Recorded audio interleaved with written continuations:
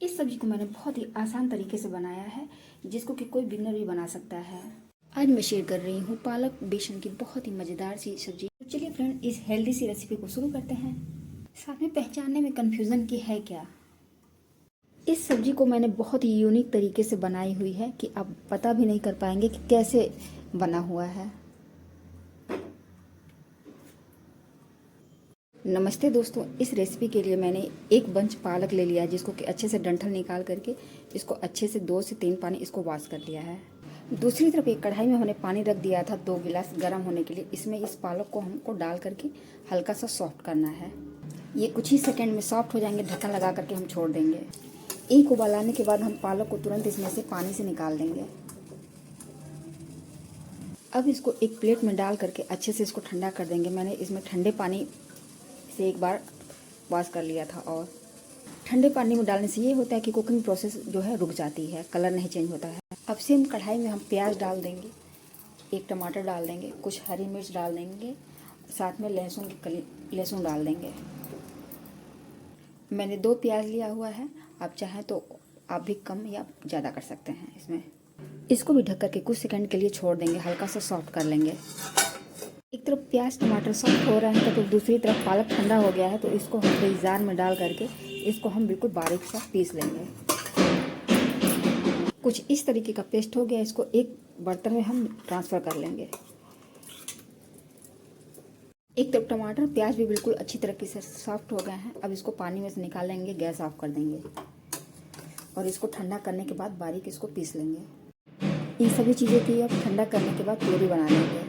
अब पालक वाले पेस्ट में हम बेसन डालेंगे, तो बेसन हम 3 से 4 चम्मच पहले डालेंगे और इसका हम एक डो बनाएंगे। इसको और चटपटा टच देने के लिए इसमें हल्दी पाउडर डाल देंगे कलर के लिए, साथ में आधा चम्मच नमक, आधा चम्मच लाल मिर्च पाउडर डाल देंगे इसमें। अब सभी चीज़ों को अच्छे से हम मिक्स कर लेंगे। ये काफ़ी अभी गीला है, तो इसमें थोड़ा सा और बेसन हम ऐड करेंगे। पालक और बेसन को बहुत अच्छे से मिक्स करके मैंने इनका डो फॉर्म में ला दिया है, और अगर हाथों में ज़्यादा चिपके तो आप इस पर तेल लगा सकते हैं। साथ में इसको थोड़ा सा ऐसे रोल की तरह से हम शेप भी दे देंगे उसी हाथ से, इस तरह से। कुछ इस तरीके से हमने रोल बना लिया है। रोल को मैंने बराबर बराबर भागों में बांट दिया है। अब एक रोल उठा लेंगे और इसको एक शेप देंगे। तो हमको शेप देना है मछली के आकार का, तो सबसे पहले हम ऐसे लंबा में इसको ऐसे देखिए बना लिए, और थोड़ा सा एक तरफ से ऐसे तिकोना निकाल लेंगे।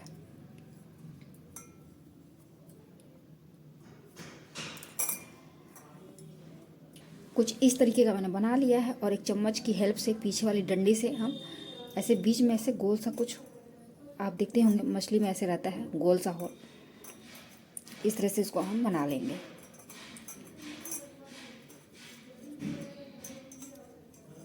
इस तरह से, इसी तरह से बाकी भी हम बना लेंगे।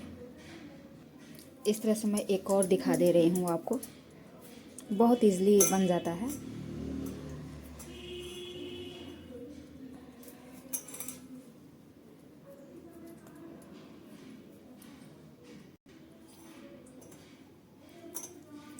चम्मच में तेल लगाने से ये होता है कि जल्दी से ऐसे गोल हो जाता है, इस तरह से। नहीं चम्मच से तो आप उंगली से भी इसको ऐसे होल कर सकते हैं। इसी तरह से बाकी भी बना लेंगे। जिसमें हमने पालक पीसा था उसी में अब हम ये मसाला तैयार कर लेंगे, जो हमने हल्का सा सॉफ्ट करके रखा हुआ था, प्याज टमाटर वगैरह ना। इसका छिलका हटा लेंगे, बहुत इजली छिलका हट जाता है ये। अदरक है, हरी मिर्च है, इसको भी इसमें डाल देंगे।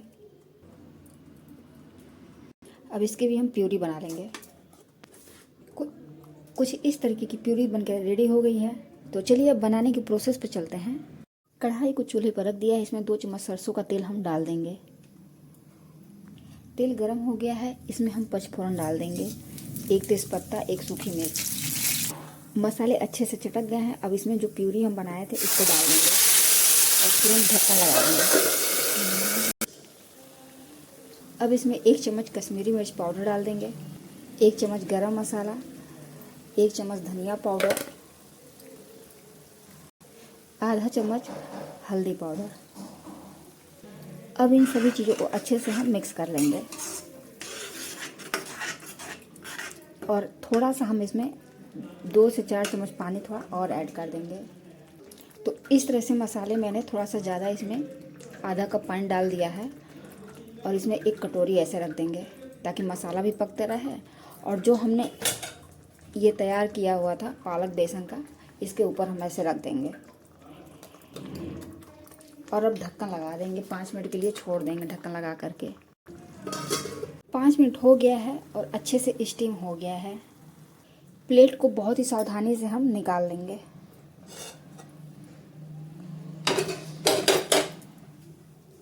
कटोरी भी निकाल लेंगे।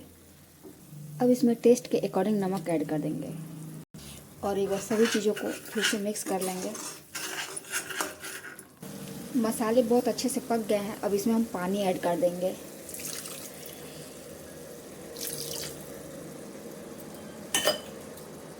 ग्रेवी के हिसाब से पानी डालेंगे, तो आप चाहें तो गाढ़ा या पतला बना सकते हैं, तो थोड़ा सा और हम पानी इसमें ऐड कर देंगे। ढक्कन लगा के लो फ्लेम पे 5 मिनट के लिए छोड़ देना है। आधा कप मैंने जार को खंगाला था, जो पालक वाला पानी था, इसको भी ऐड कर देंगे। पालक बेसन की सब्ज़ी जब इस तरह से बनाएंगे तो समझ ही नहीं पाएंगे कि आप पालक बेसन की सब्ज़ी जब इस तरह से बनाएंगे तो कोई समझ ही नहीं पाएगा कि आपने बनाया कैसे है। इसको एक एक करके आयरन में से निकाल लेंगे। दूसरी तरफ ग्रेवी भी बहुत अच्छे से तैयार हो गई है। इसमें हम जो फ्राई की हुई पालक और बेसन की सब्ज़ी थी, इसको हम एक एक करके ऐड कर देंगे।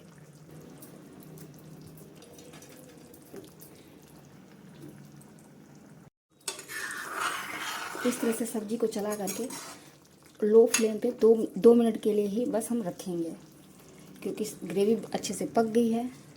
2 से 3 मिनट हो गए हैं और सब्ज़ी बहुत अच्छे से रेडी हो गया है।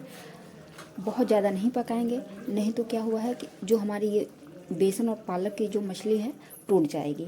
इसके ऊपर हम थोड़ा सा धनिया का पत्ता डाल देंगे और गैस को ऑफ कर देंगे। इस सब्ज़ी को आप चावल, पूड़ी, पराठा, रोटी के साथ खाएं, सबके साथ बहुत ही अच्छा लगेगा। तो चलिए इसको सर्विंग बाउल में परोसते हैं। इस सब्ज़ी को मैंने बहुत ही यूनिक तरीके से बनाई हुई है कि आप पता भी नहीं कर पाएंगे कि कैसे बना हुआ है। इस सब्ज़ी को मैंने बहुत ही आसान तरीके से बनाया है, जिसको कि कोई बिगिनर भी बना सकता है। साथ में छोटा सा रिक्वेस्ट है फ्रेंड, आप हमारे चैनल पर नए हैं तो प्लीज़ वीडियो को लाइक, शेयर, सब्सक्राइब ज़रूर किया करें। आप इस रेसिपी को ज़रूर ट्राई करिएगा और कमेंट बॉक्स में ज़रूर बताएं कैसा बना हुआ है। तो इसके लिए फुल वॉच करें। ये सब्ज़ी टेस्टी और स्वादिष्ट तो होती ही है, साथ में बहुत ही हेल्दी भी है।